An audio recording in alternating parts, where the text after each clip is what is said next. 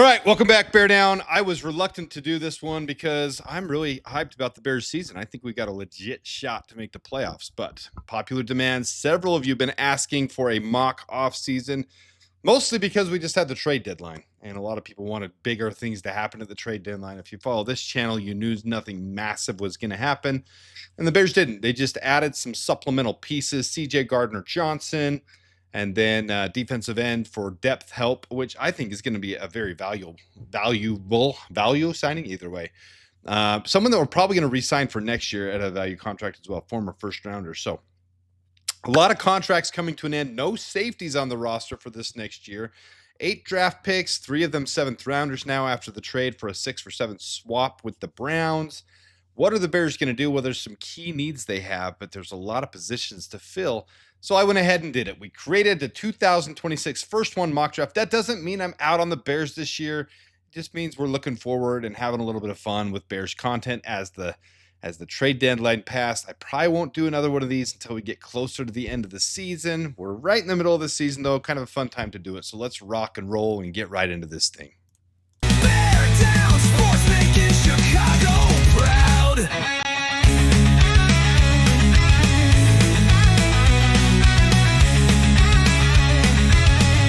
All right, so again, thank you for tuning in. Thanks for those of you that are part of the channel. If you're not part of the channel, this channel is coming up on its 2-year anniversary, so it's fairly new. So I want to express my appreciation to each and every one of you for being a part of the channel, commenting, subscribing, liking.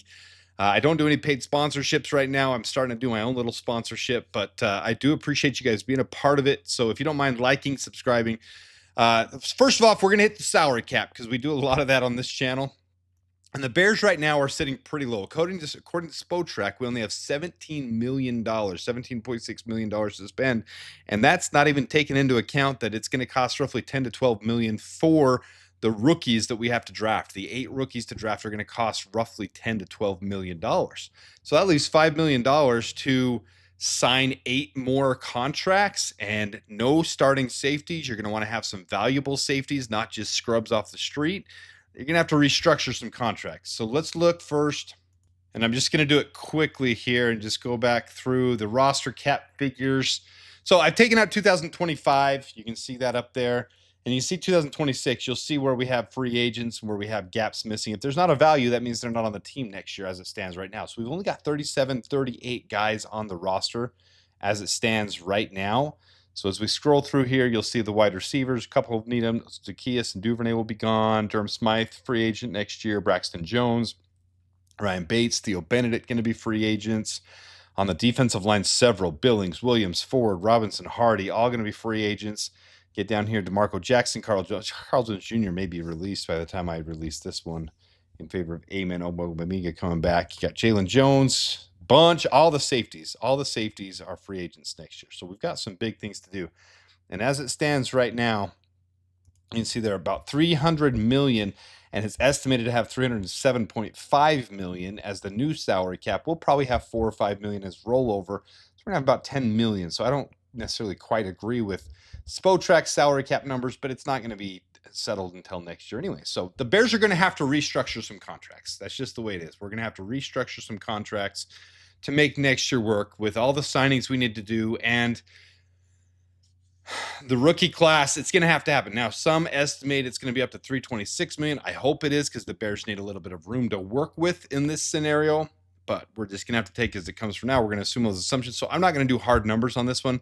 I'm just going to show that the Bears are going to make some moves in this scenario. So here's my re-signings and my free agency for this video. And let's see. I like to bring over our little bear down pointer. I'm going to re-sign Kevin Byard to a $6 million a year for 3 years. Jaquan Brisker for $5 million a year for 3 years. Theo Benedict for $5 million a year for 2 years. Andrew Billings $4 million for a 1-year contract. Jake Moody is going to come in, $1.5 million over 2 years. Britton Brown, we're going to sign him to a low-level contract. DeMarco Jackson and Luke Elkin, we're going to bring on as our new long snapper, who I thought should have been anyways, with Torrey Taylor being his teammate in college. And then Joe Tyron Shoyinka is going to test free agency. We're going to go ahead and re-sign him for $3 million for 1 year. And then Ko Kieft, We're going to sign him. Try again at a tight end that can pass block, and he's one of the best for Tampa Bay. He's coming to the end of his rookie contract, $2.5 million. It's probably going to be right around where he earns. Not a great receiving tight end, but good in run blocking and pass blocking. So I can see that being a move the Bears will do. Someone to replace Durham Smythe.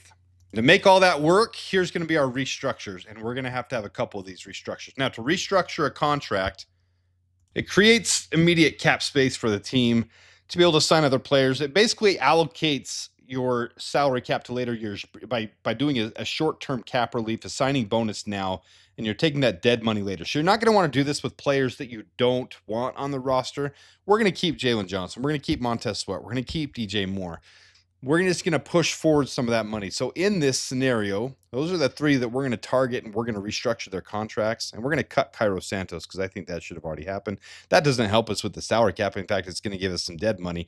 I just think we need a better kicker, and Jake Moody's right there. So we already saw I have Jake Moody being allocated to the team.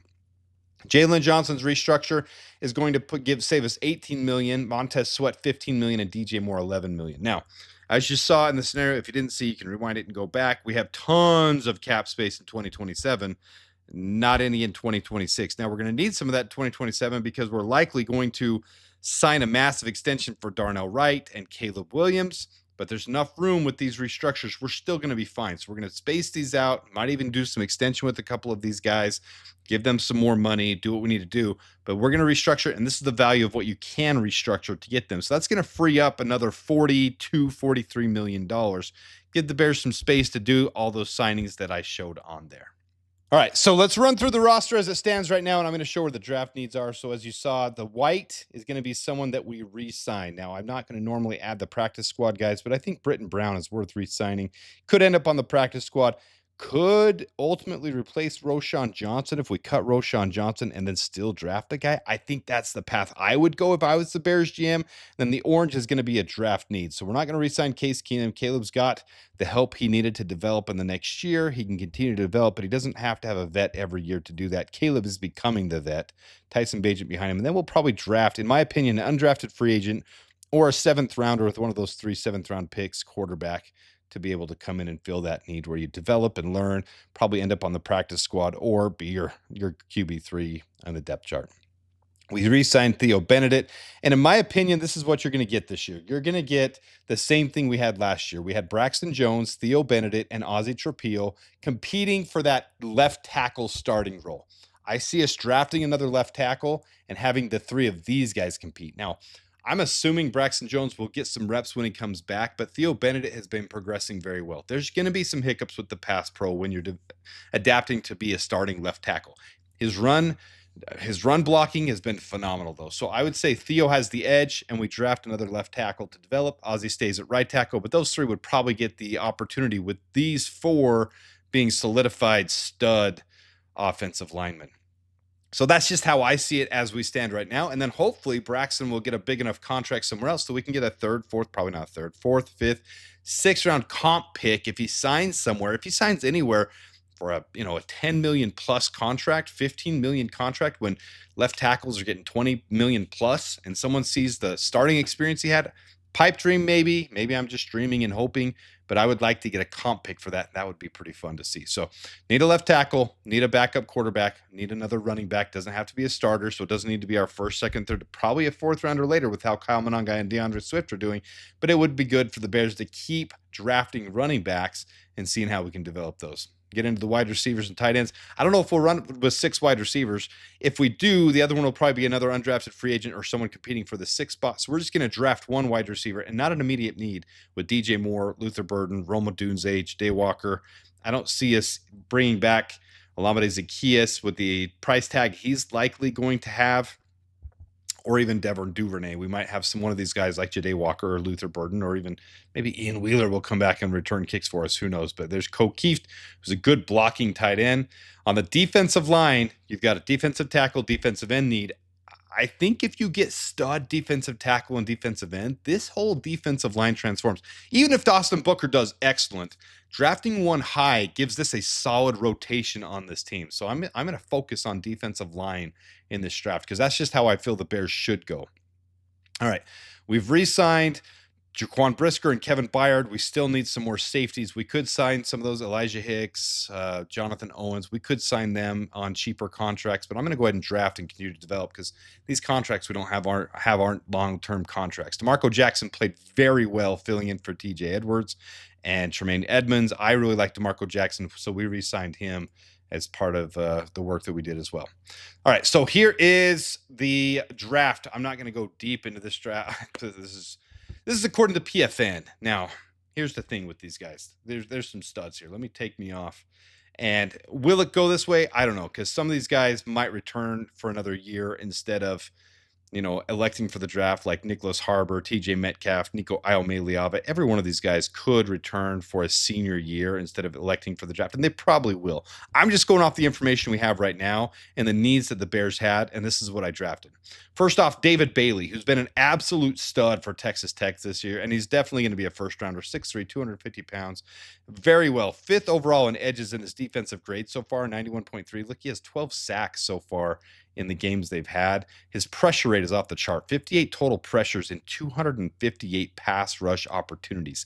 Absolute stud. If he makes it, and this is where the Bears are right now, I would hope the Bears are picking in the 20s, late 20s, but we're just taking the information we have now. We're creating a mock draft and a mock offseason according to it. I would definitely take David Bailey. Edge is a position we've struggled to rotate with. Even if Austin Booker does phenomenal the rest of the year, having David Bailey, Austin Booker, Montez Sweat to rotate is a strength for this team, and I would 100% do it. In the second round, Caleb Banks, you notice here on the left, he doesn't have the grades for this year. He only played one game because he's had a nagging, lingering foot injury. Now, he's a former first-round prospect, top of the draft prospect. Most places have him as a first-round draft pick, but he did have surgery on his foot, and that is dropping his draft stock. Now, taking him at 50, oh, he had an injury on his foot. You're going to take him at 50? Yeah, he's a bona fide first rounder. This guy, 6'6", 330 pounds, and he moves quicker than Gervon Dexter, and he's got the size of Grady Jarrett and Andrew Billings. He's absolutely worth it. Whether the Bears take an injured player, that's going to come down to the medicals, but his foot's going to be healed by the end of the season. He'll have all the offseason work to do, and he's definitely worth it. Caleb Banks is one of my favorite prospects from this draft, 100%. All right. Our third round pick is going to be Katron Allen. You might say we don't need a running back. A lot of focus has shifted away from that after Kyle Monangai has proven to be a stud. I like Katron Allen a lot. And at 82, this is a good spot for Ryan Poles to finally change his third round path. And having 3 running backs is always a good thing. Running backs are going to get injured at some point in the year. So having a rotation of DeAndre Swift, Kyle Monangai, and Katron Allen would be absolutely beast. I would love it. Again, another guy who missed tackles forced, yards after contact, and runs downhill really hard. I like Katron Allen a lot, and I would love to see him as a Chicago Bear. So we're taking him with our third round pick.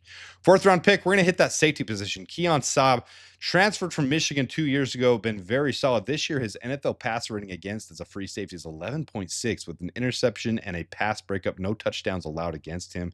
Also can come off the side. He doesn't play in the slot very much, but he can come off as a free safety as well.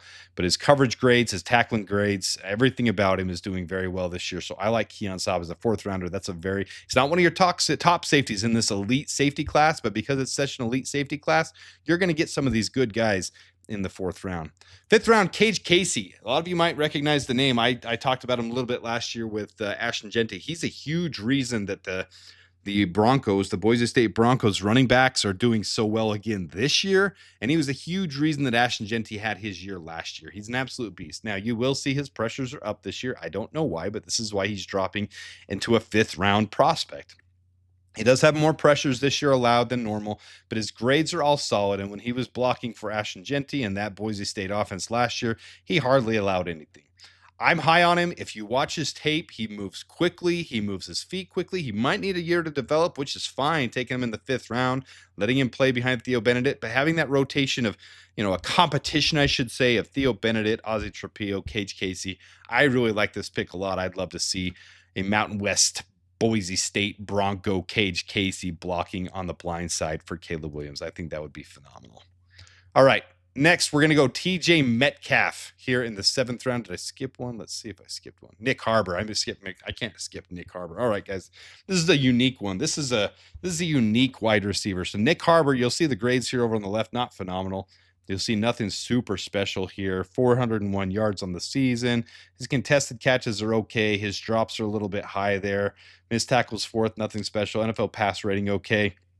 Nick Harbor is a former track athlete who was an Olympic qualifier. He runs a 4.24 40.